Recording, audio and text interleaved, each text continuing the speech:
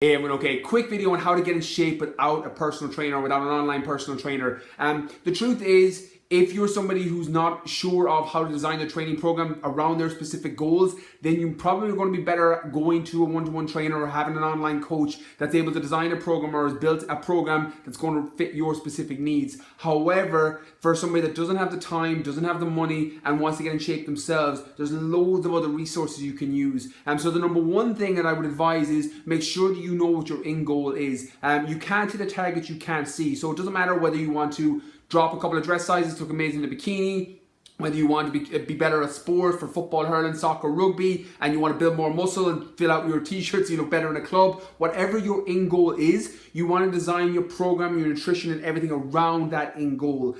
So again, the beauty of working with a reputable trainer, and there's this isn't a plug for me or any other person in general, because there's loads of amazing trainers out there. There's loads of great one-to-one trainers, and there's loads of amazing online coaches. The same way as there's a lot that aren't very good. So my advice would be to do your due diligence and make sure you research the trainer you're going to work with. Check out the before and afters, check out their testimonies, talk to people who have worked with them, and then get a report from that. Like, the truth is, you're better off to spend €100 an hour on a great trainer and you only need to go to them once or twice than spend €25 an hour and go 10 times and not have learned anything.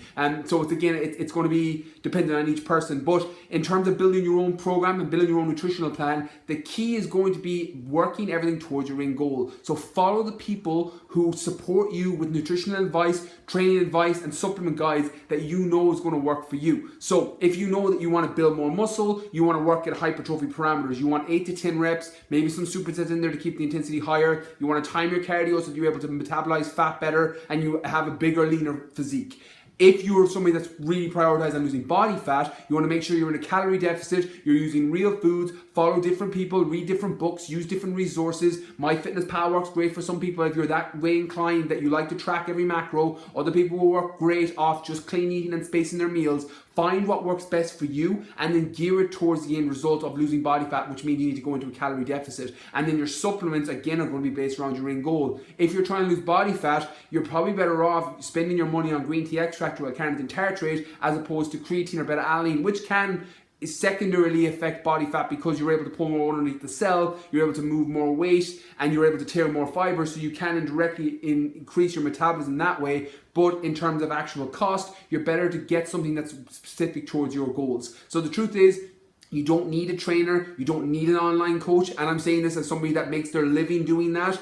However, it will shorten your journey, and if you're very, very unsure about how to time your training program, how to have your nutrition laid out, and what supplements you should use, then you're probably going to be better working with a coach. Or if you're somebody at a beginner level, or you're unsure how to move and break past the plateau to the next level, then investing in a coach and a reputable trainer, not saying me, there can be any amazing trainer out there, but investing in them is going to shortcut your time. When you're working with a trainer, you're effectively buying time, because you may be able to figure it out yourself over 9-12 months, whereas working with a trainer, you get the same results in 3 or 4 months, because they're the best trainers already know what's going to work for you, and they'll build a nutritional plan, they'll build a training program, and they'll build a supplement guide that's very specific to your goals. However, you can completely do it by yourself, particularly if you have more time than money. A lot of people on I know a lot of you are in college, a lot of you don't have a lot of money to spend on programs and plans and trainers. But you have more time, so you can pool different videos, different resources, follow 3 or 4 different fitness people who are in alignment with your specific value systems in terms of, I like the way they talk about nutrition, I like the way they train, and start following their programs. Follow my Snapchat,